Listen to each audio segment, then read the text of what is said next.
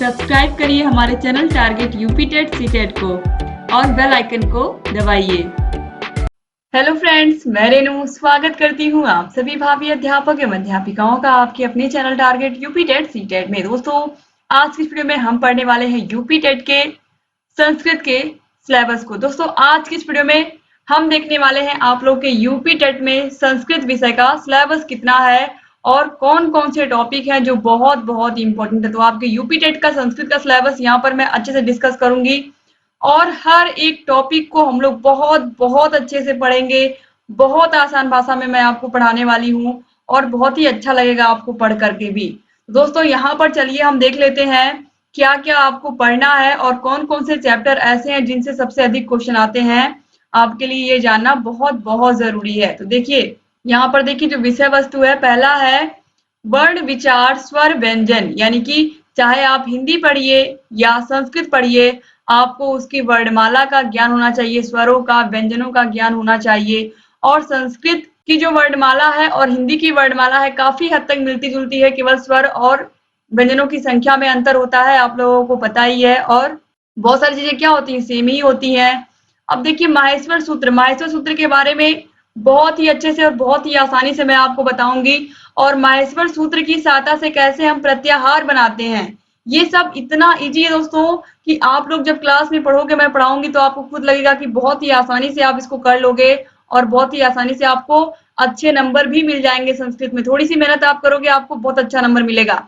आपको ये बात पता है कि पूरे 30 नंबर का ये है और आप कोशिश करो पूरे 30 में 30 भी लाओ। अब अगर आप कोशिश कर दोगे अच्छे से तो आप 30 में 30 क्वेश्चन सही करके आओगे संस्कृत के। तो आपको मेहनत करनी है और मैं लगातार वीडियोस आपके लिए लेकर के आऊंगी। फिर है वर्णों का उच्चारण स्थान। वर्णों का उच्चारण स्थान मैंने क्लासेस में पहले भी बताई है और मैं फिर आप लोगों को बताऊंगी बहुत ही आसान भाषा में, बहुत ही अच्छे से समझा करके। ये सारे के सारे जितने यहाँ पर आप देख रहे हो सब चैप्टर बहुत बहुत इंपॉर्टेंट है। ऐसा कोई चैप्टर नहीं है जिससे क्वेश्चन नहीं आता एग्जाम में। इसके बाद है वर्णों का अभ्यांतर और बाह्य प्रयत्न। वर्णों का अभ्यांतर एवं बाह्य प्रयत्न। इसके बाद देखिए व्याकरण शास्त्र की प्रसिद्ध संज्ञाएं एवं परिभाषाएं, गुण, वृद्धि, ह्रस्व, दीर्घ, प्लुत, अनुनासिक, लिंग, वचन, पुरुष, विभक्ति, कारक, गण, लकार इत्यादि के बारे में आपको इसमें पढ़ना है। और इसके बाद देखिए यहाँ पर आपको मैंने ऑलरेडी बताया भी है वचन कितने होते हैं, पुरुष कितने होते हैं, ये सारी चीजें, विभक्तियां, कारक बहुत अच्छे से मैंने क्लासेस ली है पहले भी आप लोगों की, और फिर मैं एक बार आपको पूरा थ्योरी पढ़ाऊंगी और बहुत ही अच्छा लगेगा आप लोगों को पढ़ करके। अब देखिए इसके बाद संधि। संधि हर साल इससे फिक्स है कि 3 से 4 क्वेश्चन आते ही आते हैं। तो संधि चैप्टर जो है आपका ये 5 नंबर भी आपको दे सकता है, केवल और केवल यही चैप्टर। इसके बाद देखिए समास। समास भी आता ही है। फिर है कारक।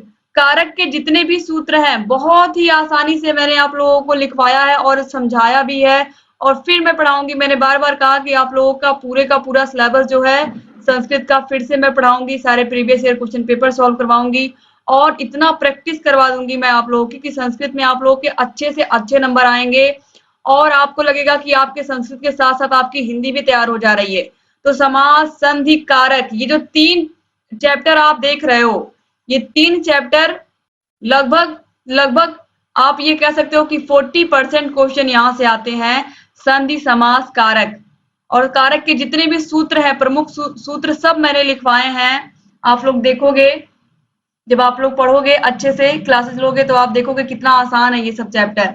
इसके बाद प्रत्यय में देखिए कत्वा प्रत्यय, लेप प्रत्यय, तब्यत, अनियर, तुमुन, इसके अलावा क्वततु, सतिर प्रत्यय, सानच प्रत्यय, लुट प्रत्यय, ये सब भी आप अच्छे से पढ़ोगे। फिर है उपसर्ग एवं अव्यय या प्रत्यय। उपसर्ग और प्रत्यय भी आप पढ़ोगे। इसके बाद देखिए पर्यायवाची शब्द, विलोम शब्द, इसके अलावा वाच्य परिवर्तन, कतिर्वाच्य, कर्मवाच्य, भाववाच्य, ये भी आप पढ़ोगे।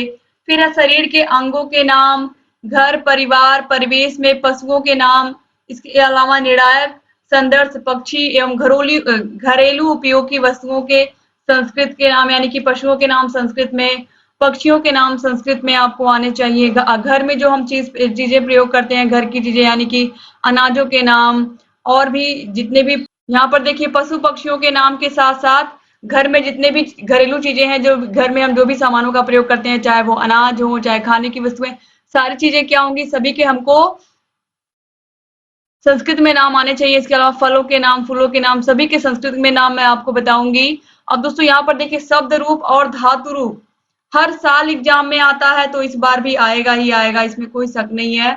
तो शब्द रूप आपको पता है, जैसे कि राम, राम शब्द रूप, बालक, छात्र, ये अकारांत है, अकारांत पुल्लिंग।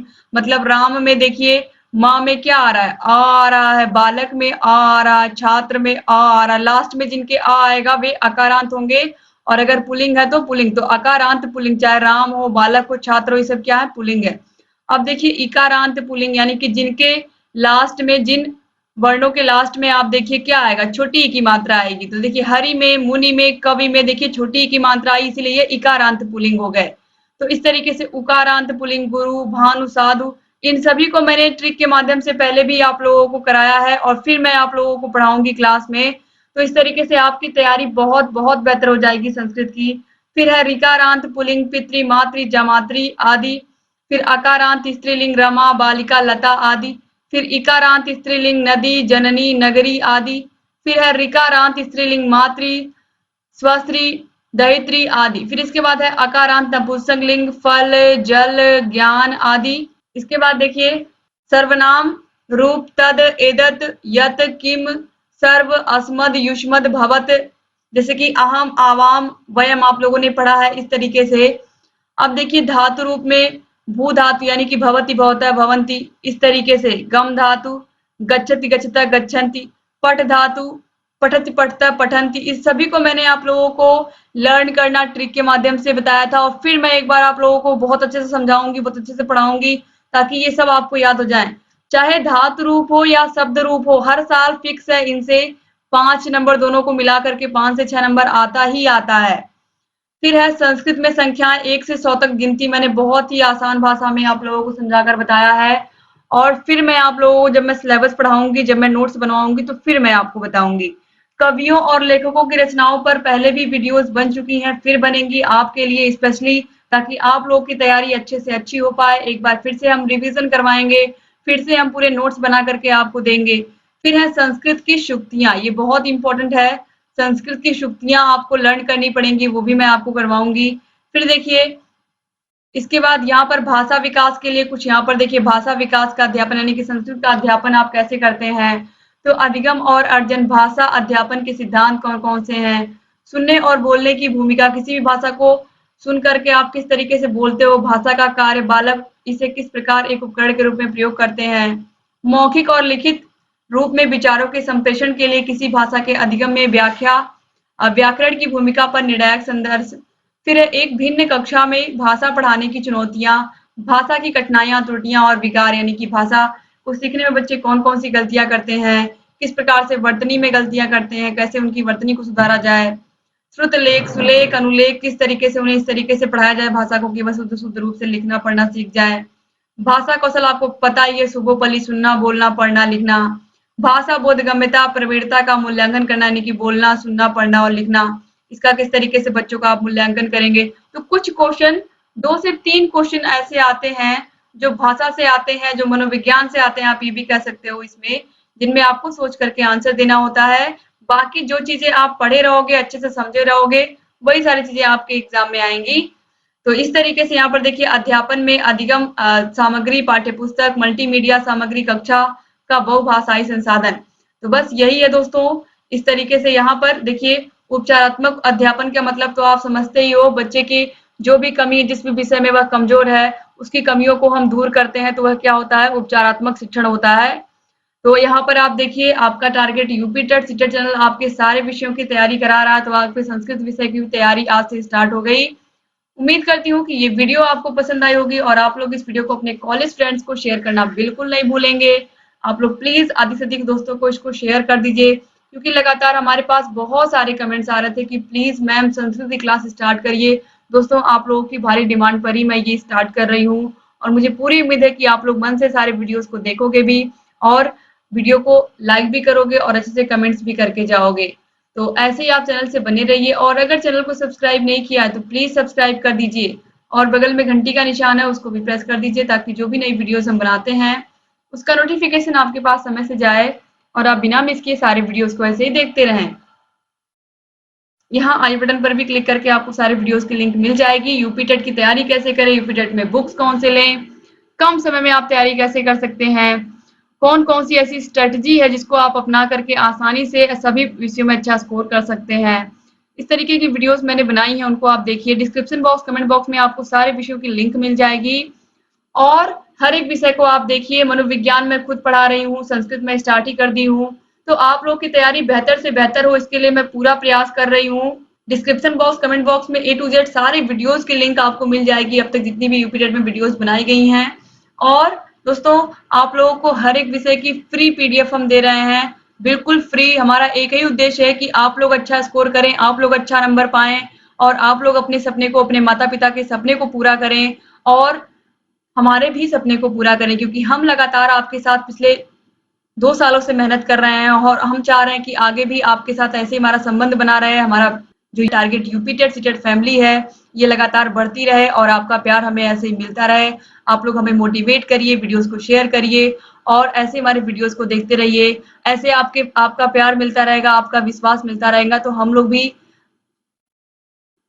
आपके लिए बेहतर से बेहतर करते रहेंगे। दोस्तों, उम्मीद करती हूँ कि आप लोग हमारे चैनल से ऐसे बने रहेंगे, सारे वीडियोस को भी देखेंगे और जहाँ कहीं कोई भी समस्या आएगी आप हमसे ज़रूर उसके बारे में बताएँगे।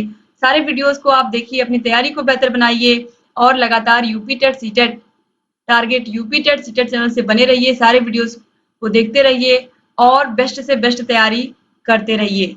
तो ऐसे ही बने रहिए दोस्तों, आपको हर एक चीज़ प्रोवाइड कराई जाएगी चैनल पर। हर एक विषय की PDF बिल्कुल फ्री हम दे रहे हैं, आपको मैंने पहले ही बता दिया। तो टेलीग्राम ग्रुप को ज्वाइन कर लीजिए। टेलीग्राम ग्रुप का लिंक आपको डिस्क्रिप्शन बॉक्स, कमेंट बॉक्स में मिल जाएगा। और अगर लिंक नहीं खुल रही तो सिंपली आप टेलीग्राम पर जा करके आप simply target UP TET CTET डालोगे उस पर, तो हमारे चैनल का लोगो आपको मिल जाएगा।